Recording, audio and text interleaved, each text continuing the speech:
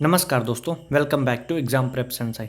अगर आप teaching exams की तैयारी कर रहे हैं और एजुकेशनल न्यूज़ जानने में इंटरेस्ट रखते हैं तो आप हमारे चैनल को सब्सक्राइब कर लीजिए, वीडियो को लाइक कर लीजिए।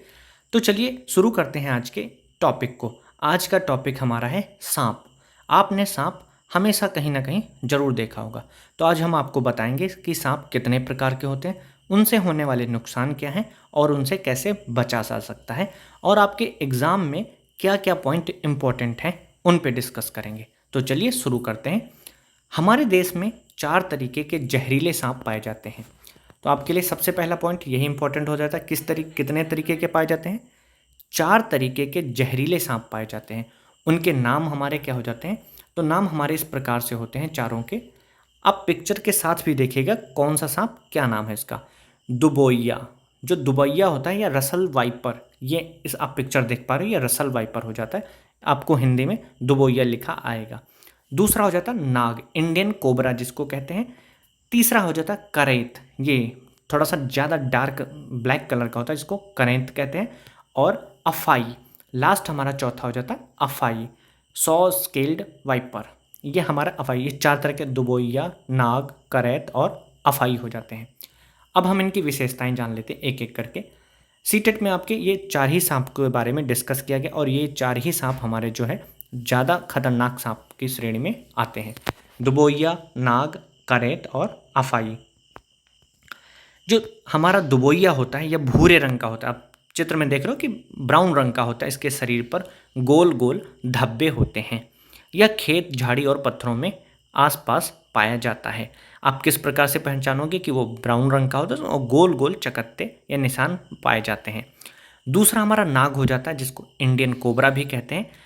इसके फन पर चश्मे जैसा निशान होता है। आपको लगेगा कि चश्मा लगाए हुए है। यह घरों, खेतों और जंगलों के आसपास पाया जाता है। यह खड़ा होकर फन फैलाता है, जैसा कि चित्र में दिखाया गया है। इसको इंडियन कोबरा कहते हैं। फिर करेत हमारा हो जाता है। यह चमकदार काले रंग का होता है। इसके शरीर पर सफ़ेद धारियाँ होती हैं, जैसा कि चित्र में है। यह रात में सक्रिय रहता है। और लास्ट हमारा हो जाता है अफाई। इसके शरीर पर आरी जैसे खुरदुरे शल्क होते हैं। यह रेतीले और सूखे इलाकों में पाया जाता है। आप चित्र के हिसाब से सबको पहचान सकते हो। दुबोइया, इंडियन कोबरा, करेत और अफाई हो जाता है। नेक्स्ट आगे डिस्कस करते हैं कि एनसीईआरटी और सीबीएसई के अनुसार सांप, उसमें बताया गया है कि सांप जहर किस प्रकार से छोड़ते हैं। तो आपके सीटेट की जो परीक्षा है उसमें एज इट इज़ लिख के आता है, 4 वाक्य लिख के आएंगे, और उसमें वो डिस्कस करेंगे कि सांप इस प्रकार से जहर छोड़ता है। उसमें से एक वो लाइन इनकरेक्ट लिख देते हैं, तो आपको पहचानना होता है कि कौन सी लाइन करेक्ट है। तो आप इसको बहुत ही ध्यान से देखिएगा। इन्हीं लाइनों को वो आगे पीछे करके या कुछ चेंज करके लिखते रहते हैं। तो सांप कैसे जहर छोड़ते हैं, यहाँ पर हम ये डिस्कस करेंगे।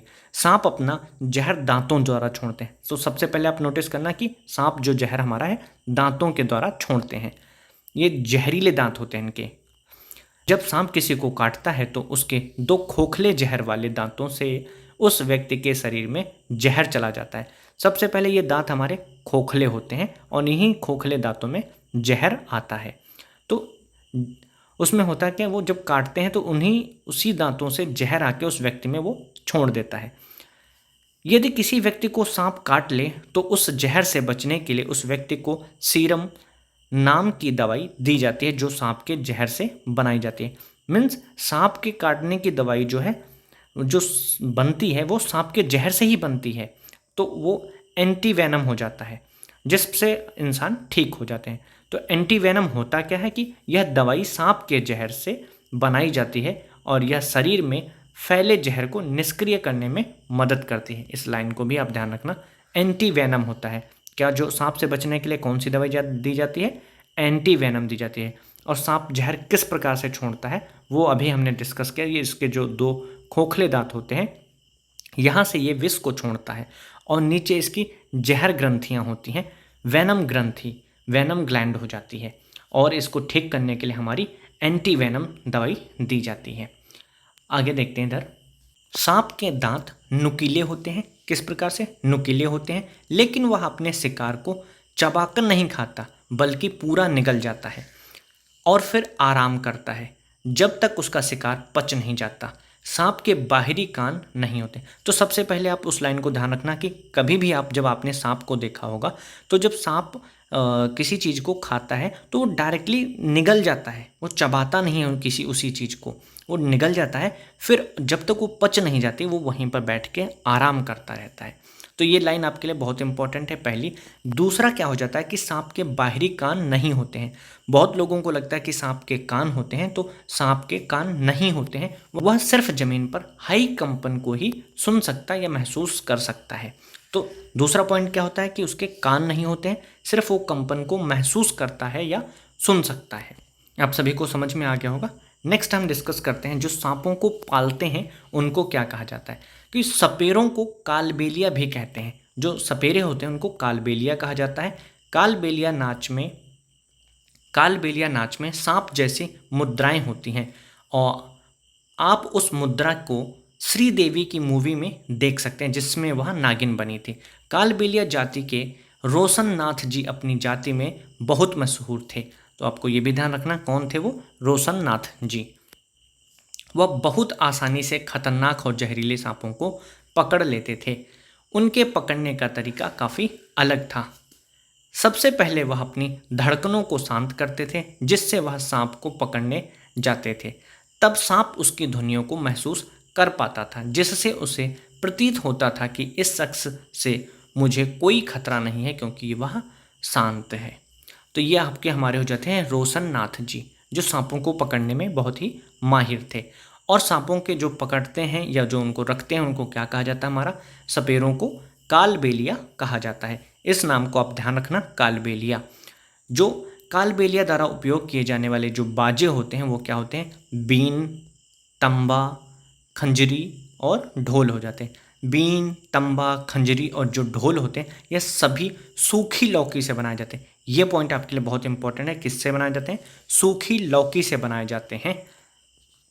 केवल ढोल के अलावा बाकी तीनों बाजे सूखी लौकी से बनाए जाते हैं। सिर्फ ढोल जो है वो सूखी लौकी से नहीं बनाई जाती, बाकी तीनों चीज़ें हमारी सूखी लौकी से बनाए जाते हैं। चलिए आगे देखते हैं। सांप किसान का मित्र है क्योंकि यह खेतों में फसलों को चूहों से बचाने में मदद करता है।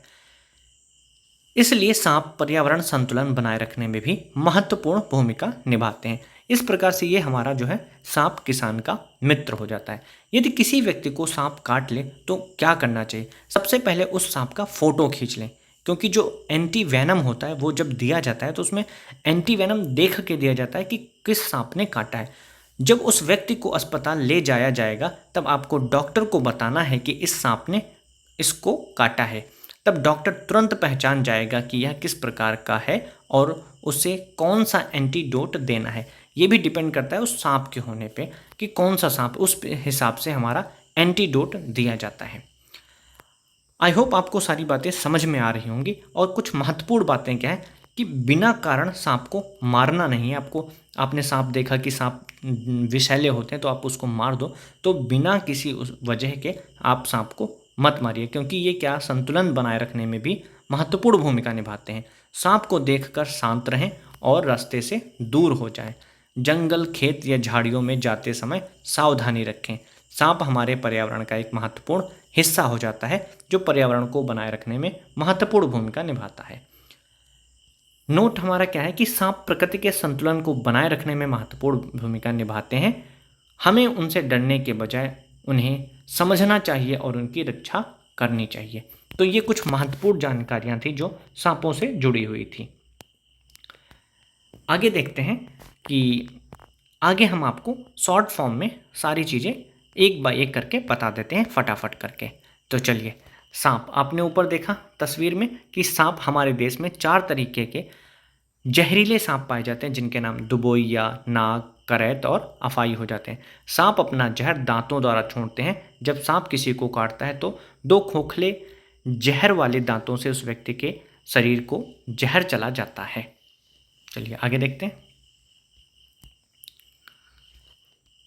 यदि किसी व्यक्ति को सांप काट ले तो उस जहर से बचने के लिए उस व्यक्ति को सीरम नाम की दवाई दी जाती है जो सांप के जहर से ही बनाई जाती है। सांप के दांत नुकीले होते हैं लेकिन वह अपने शिकार को चबाकर नहीं खाता बल्कि पूरा निगल जाता है, फिर आराम करता है जब तक उसका शिकार पच नहीं जाता है। सांप के बाहरी कान नहीं होते हैं, वह सिर्फ जमीन पर हाई कंपन को ही सुन पाता है और महसूस कर पाता है। सपेरों को कालबेलिया कहा जाता है, बहुत इंपॉर्टेंट पॉइंट है।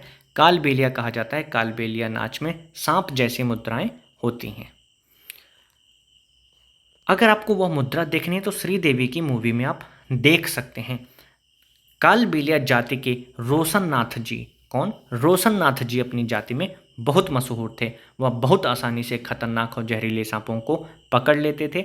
उनके पकड़ने का तरीका काफ़ी अलग था। सबसे पहले वह अपनी धड़कनों को शांत करते थे, जिससे जब वह सांप को पकड़ने जाते थे तब वह उनकी ध्वनियों को महसूस कर पाता था, जिससे उसे प्रतीत होता था कि इस शख्स से मुझे कोई खतरा नहीं है, क्योंकि वह शांत है।